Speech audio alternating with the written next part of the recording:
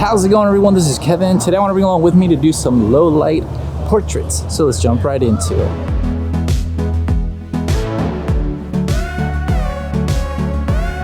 So I thought today was a great night to just go ahead and take some low light portraits using the Tamron 35-150 and the Sony A7 IV, just because it felt like it was good to have a little bit of a challenge today and try to find light sources where we can take some photos and use whatever light source that we get from, the lights here at night to try to get some portraits and see what tips I can, give you to help you out to make some better low light portraits. So my main thing is going to be just walking around the area, trying to find a couple spots where I can find some nice light that I can put the subject under and see what I can create with it. My goal is to try to do a, kind of style where there's full body as well as up close and personal, just to make sure that I get some diversity when it comes down to the portraits. And besides the fact that I want to just try to diversify my portraits, I also want to see what I can do with the light source to make sure it complements my subject's face as much as possible, because the harsh part when it comes down to low light portraits for me is if you don't have the right lighting, it can make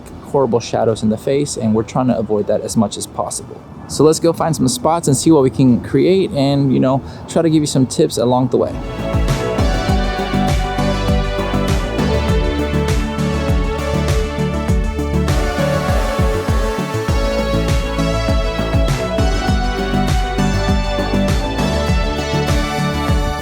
In this first example, I try to use a little bit of the red lights to create some leading lines into the subject. That way it would capture your attention a lot more. One of the things that I still started to notice as she walked was that the light itself was trying to hit her face in some awkward kind of shadows and everything that I didn't like right here, but I wanted to try to play with it a little bit to move her head a certain direction to see if it could help. But sadly, I wasn't getting as much as I wanted it, so I wanted to move her back a little bit more just to make sure that she would actually have more nice lighting all around her to make the shots a lot nicer, to be able to create a more dynamic set.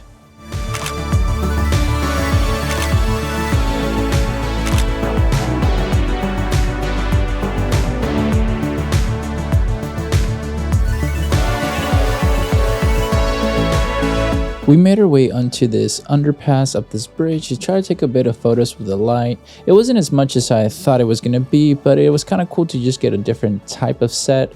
But it was a little bit darker than I was expecting, but I still managed to use the light source that we're able to get to create a little bit of a photo set.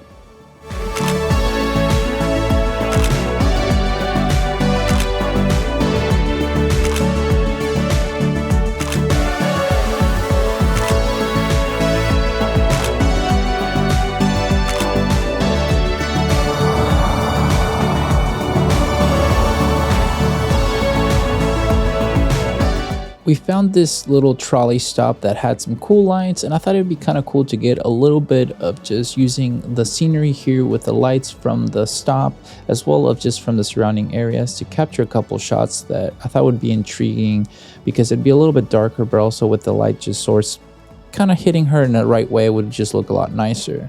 So try to just make sure to capture as much as I could using those lights, because that's the main thing when it comes down to low light portraits for me, is trying to motivate the light in the way that it can work for the subject to look nicer. And this is what I try to do with the stop. I noticed that the light was in her back area of the right area, but also we had on the other side a little bit of that light that could just barely hit her to have some nice portraits, which I thought these turned out pretty great.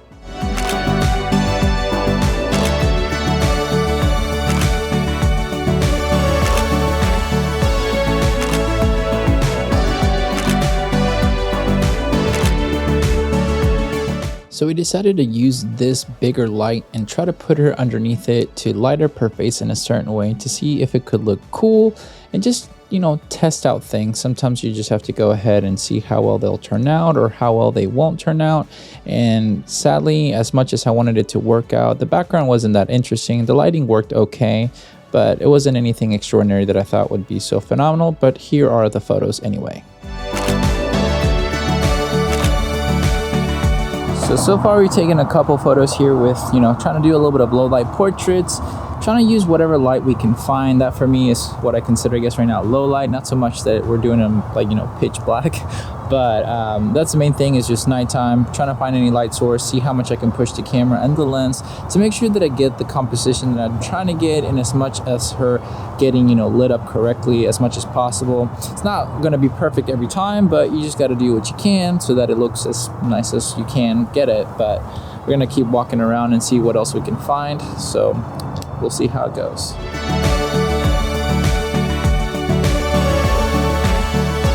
So before we moved on, I actually looked back and saw just the shape of the area right there with the lights, and I thought I'd take more closer up portraits. That I'm glad I looked back to just stop and take these photos, because I think the lights around her and behind her just looked very nicely to take some nice portraits. So here you go.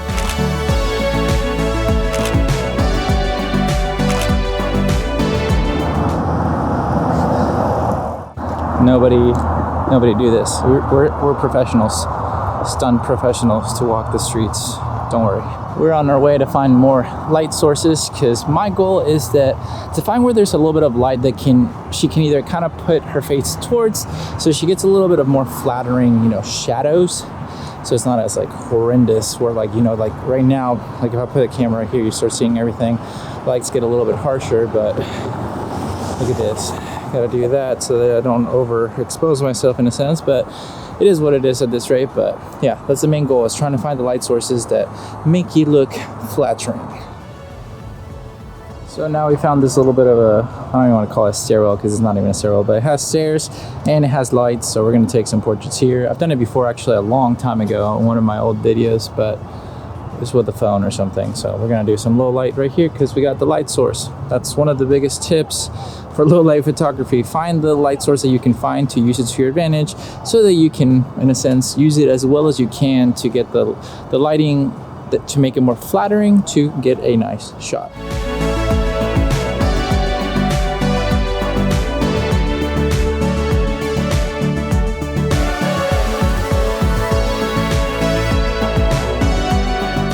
Now we're using the lights of the stairwells that are beside it on the left side and right side right there, so you can kind of see what is motivating the light as well, and using the lights behind her to kind of add a little bit of more dimension in the shot. That's one of the things that I try to look and try to use to my benefit, to just add a little bit of leading lights with the lights, as well as complementing the light source to her face to get as much even lighting as we can. Sadly, the lights are a little bit lower, but it still does a good effect to be able to create some nice portraits. So here you go.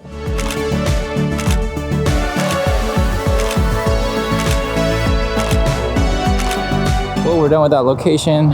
Trying to see if we can find anything else, but I'm pretty happy with the ones that we've gone so far. I'm sure they'll turn out just fine.